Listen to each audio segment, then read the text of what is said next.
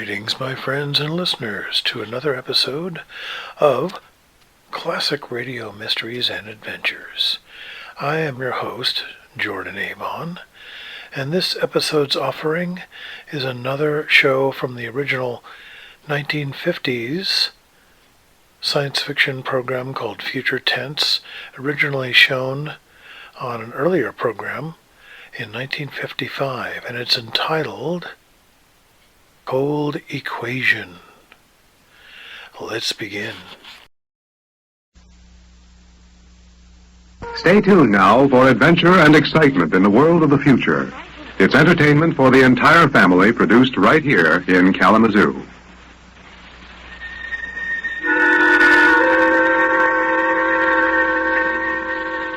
There is no margin of safety along the rim of a frontier. There can't be any until a way is made for those who come later.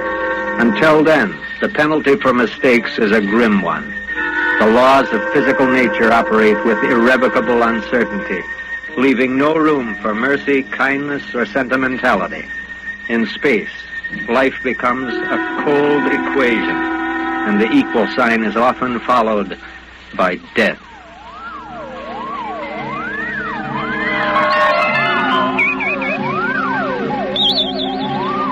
Join us now for a voyage into another dimension. A journey into a realm as infinite and limitless as time itself. Our destination, the farthest reaches of the imagination. WMUK Special Projects presents Future Tense.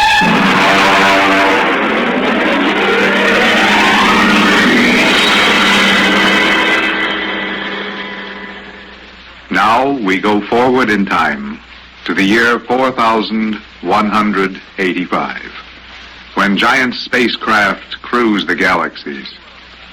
Our setting, the galactic cruiser Stardust. Our story, Cold Equations, by Tom Godwin. You sent for me, Commander? Sit down, Barton. Something wrong? We just got an emergency distress call from the Territorial Space Station on Woden. You'll have to help. Oh, Woden. That's in the Crab Nebula, isn't it? That's right. There are 2 exploration parties there on Manning's continent. 8 men each. Uh-huh. They've got Calla fever on one of them and no serum. Uh-oh. And I thought this was going to be a nice, quiet passenger ride. Computers are working out your payload and your course right now. In exactly 10 minutes, we'll launch your distress ship from our port side. Okay, I'll get her ready. One thing. Oh, what's that? Woden is at the maximum pay limit for an emergency distress ship. Figuring the weight of the serum, we'll be able to give you just enough fuel to land on Manning's continent, if you make it on the first pass. Otherwise, you will burn out in midair. Uh-huh. Standard procedure. Report to launching control. All right. Good luck, Barton. Oh, thanks. By the way... Yes? When can I expect to be picked up? We'll make a stop for you on the run back to Earth sometime next year. You'll be notified by radio. Okay. Sorry, we can't make it soon. Well, that's what happens when you sign on for EDS work. I'll see you next year, Commander.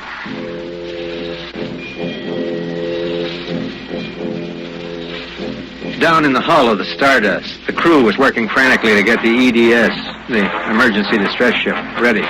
Mechanics and technicians were swarming all over the place. Girls in inspectors' uniforms were checking the gauges in the supply cabinet, and 9 minutes later, the exact course was in the computer. The serum was stowed in my supply cabinet, and little EDS 4G3 was ready to be born into space.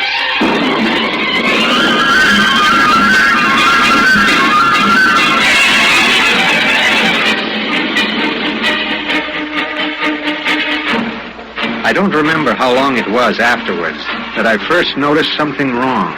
Maybe an hour, maybe 2. There was nothing to show it except the needle on the heat gauge. It was on 0 when we left the Stardust, and now I noticed that it had crept up towards the 30 mark. That meant that something inside the ship was radiating heat. That something was in the supply closet, and it was alive. All right, come out, whoever or whatever you are. If you don't come out in 5 seconds, I'm going to blast you. 1, 2... Well, I'll be... Hello. I'm Mary Lee Cross. Well, what are you doing in there? I'm a stowaway. Oh, my God. Well, what's the matter? Do I have to pay a fine or something? Well, what are you doing here? I want to see my husband. He's with the government survey crew on Woden. I haven't seen him since he left Earth 4 years ago. Okay, but whatever made you hide on my ship? I had a job waiting for me on Mamira, but I heard you were going to Woden, and there was plenty of room, so I hid. Oh, I know I'd be breaking some kind of rule, but what's one little rule? What's one little rule? H amount of fuel will power an EDS with a mass of M safely to its destination. H amount of fuel will not power an EDS with a mass of M plus X safely to its destination. How could she be expected to know? She was 5'2" with brown curly hair and a faint sweet smell of perfume. She was 5'2" and she smelled like apple blossoms. And her name was X, in an equation that would have to be balanced. Coming in the EDS. Come in.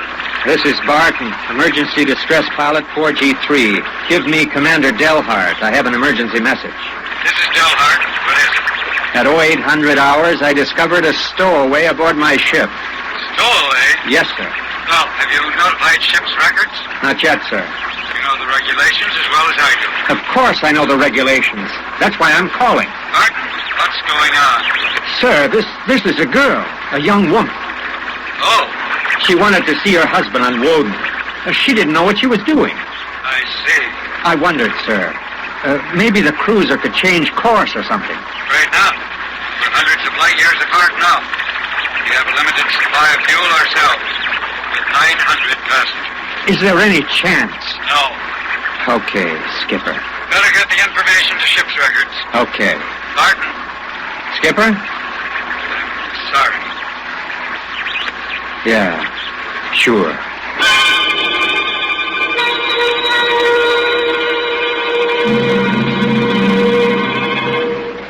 You cut acceleration, didn't you? Yes. Why? Saved fuel for a while. How did you manage to stow away? I was taking a language lesson in Mamiramese from a girl in the inspection corps, and the order came for your trip. I just went along on an impulse. It was easy. I'll be a model prisoner, I promise. Oh, if you were only a thief or a spy, it would make it easier. Make what easier? Nothing. Forget it. Why couldn't she have been somebody with some ulterior motive? A fugitive hoping to lose himself in a whole new world. A crackpot with a mission. Why did she have to be a woman? A beautiful, kind, trusting woman. Start up. Barton, EDS 4G3. Go ahead, 4G3. Identify stowaway. Give me your identification disc, Miss Cross. Here. Why? Well, it's for ship's records. Identification number T8374. One moment. This is for the gray card, of course. Yes. I'll need the pertinent data. I'll tell you later. That's highly irregular. Well, then we'll do it in a highly irregular manner. The subject is a young woman. She's listening to everything that's said. Are you capable of understanding that? No. Go ahead, 4G3. Number T8374Y54. Name, Mary Lee Cross. Female. Married. Born July 7, 4160. Good Lord, you're only a child. Height, 5'2", weight 110, hair brown, eyes blue, complexion light, blood type O, original destination Port City, Mamira. Now, listen, I'll call you back later. Look, Miss... Mary Lee. Look, Mary Lee, I guess you don't know what you got yourself into here. It's like this. This ship is carrying cholera fever serum to the survey group on Woden. Yes. Their supply was wrecked in a tornado. The fever is always fatal unless the serum is given in the first 48 hours. Now, little ships like this one have exactly enough fuel to reach their destination. If you stay aboard her, your added weight will cause it to use up all its fuel before it can land. What happens then? We crash. You die, I die, and 6 fever victims on Woden die. Oh. Well, can't they send out another ship to meet it? There are no ships to send. Well, Oh, no. Oh, no. You couldn't do That's that. how it has to be. Well, that's crazy. I haven't done anything. I haven't hurt anybody. I'm sorry. I should have told you before, but I wanted to make sure that there was no other way. You mean it? You're going to make me leave this Well, that's ship? how it is. But I'll die. I'll explode. I'll be like those horrible pictures. Now try to understand. I do understand. You're going to kill me, and I didn't do anything. I know you didn't. I know you didn't. That has nothing to do with it. Oh, that has everything to do with it. Nobody just dies like that for no reason. Listen, maybe there are other cruisers. Cruisers you don't know about. Maybe the radio. Now maybe... listen to me. It's different here. Different from anything you've ever known. On Woden, there are 16 men. 16 men in an entire world. They're fighting. Fighting an alien environment. The environment fights back. You can only make a mistake once. And I made a mistake. Yes. There's no hope. Absolutely none. You have to be put out of this ship.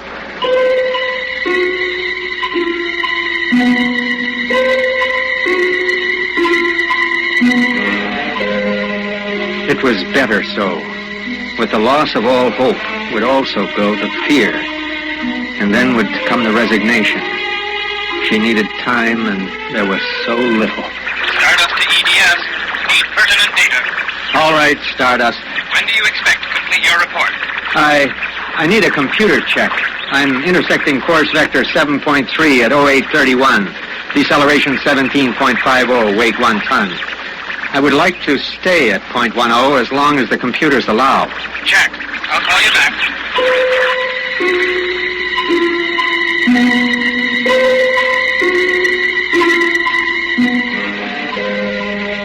We wouldn't have long to wait.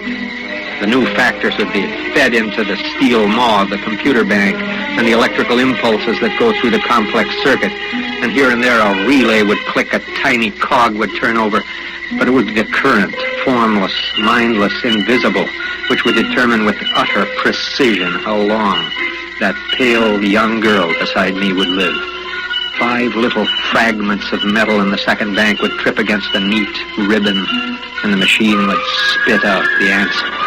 You will resume deceleration at 1910. It was 1810 when he spoke. 1 hour. She had 1 hour to live. 1 hour? That's it. All I did was hide in the closet. Now you tell me I have to die. I don't believe it. Well, you might as well get used to it. If this happened back on Earth, 1,000 ships would fly the sky. The whole world would know about it. They'd do everything to save Well, this me. isn't Earth. Oh, it's just a big dream. Jerry and I separated almost 5 years ago. We were too young. I was going to try to see him to try to make everything all right again. Are you married? I was. Oh? She ran off with some guy in the weather service. You still think about it? I don't let myself. Where is she? Back on Earth. Now, look, if you don't mind, I'd just as soon talk about something else. Okay. What do you do when you got an hour to live? What do you talk about? What's Jerry like? Jerry? Oh, he's a funny guy. When he found out, I mean about the other fella, he didn't get mad. He cried. That was all he felt. Sadness. So you walked all over him. Well, I thought I wanted him to get mad at me, to be jealous. And now? I've been thinking about him for 5 years. When I heard the ship was bound for Woden, well, I knew Jerry was there. I stowed away. I didn't know about the fuel. I didn't know this would happen to me.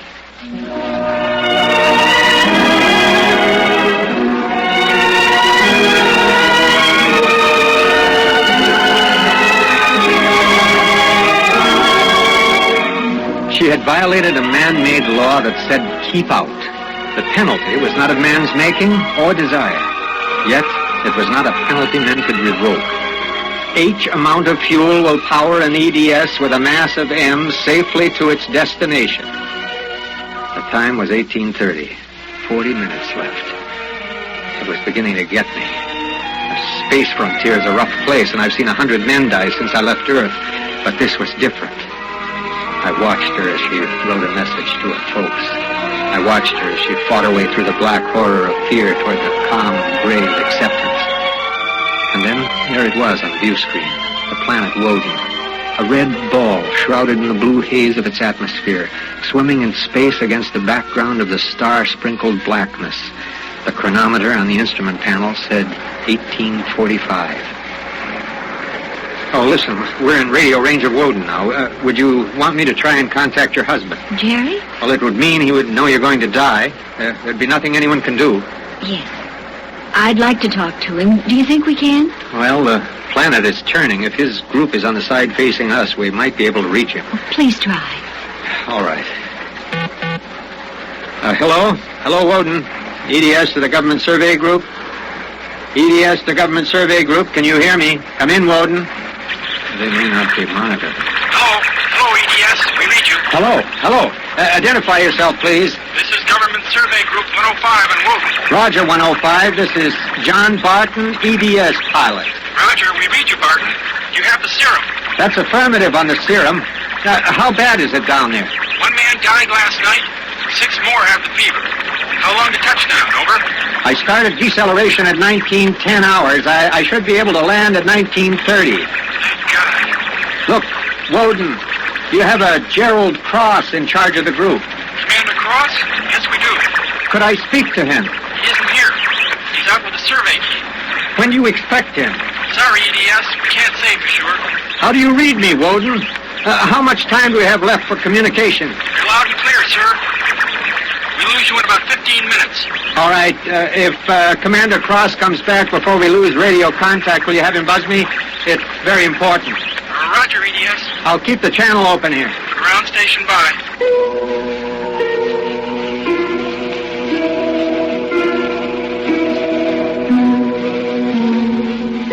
The minutes passed like slow bits of eternity. On the view screen, I could see Manning's continent sprawled like a gigantic hourglass in the eastern sea. And there was a thin line of shadow where it was beginning to disappear as the planet turned on its axis. I looked at the pale woman next to me, and I thought of another woman long ago who had sat next to me, who had cried because I wouldn't understand. What had she written in those letters to her folks back home? What would they think of the faceless, unknown pilot who had sent her to her death? What would I think of myself, alone at night, reliving this voyage? Cold, isn't it? I'll turn up the thermostat. Nothing from Jerry? Now we have about 2 minutes of radio contact left. Maybe it's better. I mean, suppose it were you and your wife tried to call you. How would you feel? I don't know. Do you ever hear from her? I got a letter about a year ago. I tore it up. That was foolish. Yeah, it was. Life is so terribly short. Well, now, wait a second. We're getting something. How much time before I have to leave the ship? 10 minutes. Hello, EDS. Come in. EDS. This is Woden 105. I'm Commander Cross. All right, go ahead. This is Commander Cross. Jerry Cross? Yes? I have someone for you. Go ahead. Hello? Jerry? Hello? Jerry? Who is it? It's me, Mary Lee. Mary Lee? I wanted to see you again. I stowed away on the EDS. What? But Mary Lee? It doesn't matter, Jerry. All that matters is that I can tell you all the things I've kept inside for so long. Jerry, I want you to know I never forgot you. It's been so many years.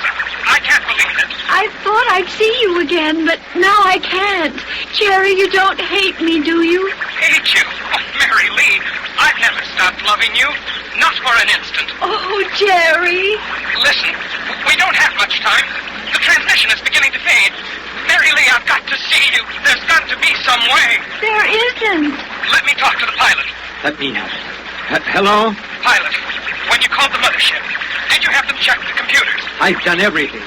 You've been on the frontier long enough to know the setup on an EDS. Oh, dear God, there must be something, some way. Do you think I'd let this happen if I wasn't sure? He tried to help me, Jerry. He tried. It really doesn't matter.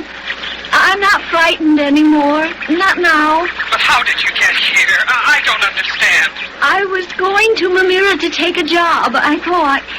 Now I realized I was just going to be closer to where you were.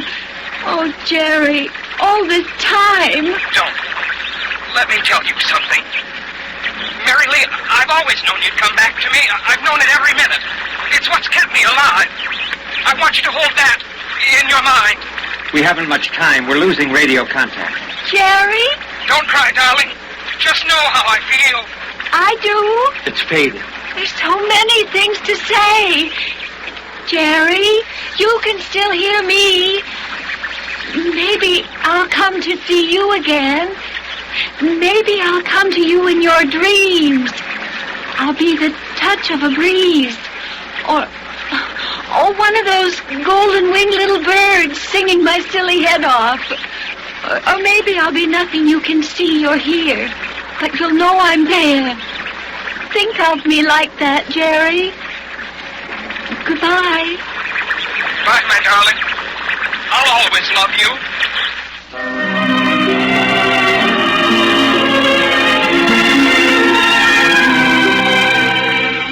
She sat motionless in the silence that followed. And then she looked at me. Now? Now. I pulled down the black lever, and the inner door of the lock slid open. She walked with her head up, the brown curls brushing her shoulders. I let her do it alone. She stepped into the lock and turned to face me. I could see the pulse in her throat. I'm ready. I pulled the red lever, and there was a slight waver as the air gushed out. I thought I sensed a bump, as if something had bumped the outer door. And then there was nothing. And the white hand at the closet temperature control was back at 0. A cold equation had been balanced. And I was alone in the ship.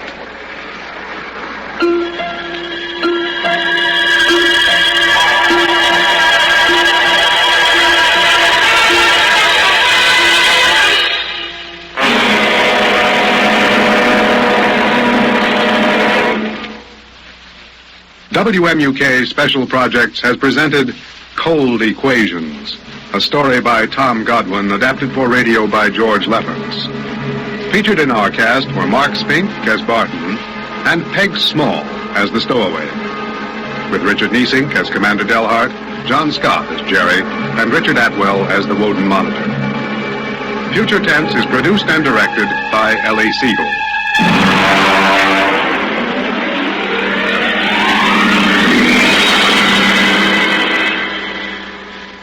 Next on Future Tense. Here.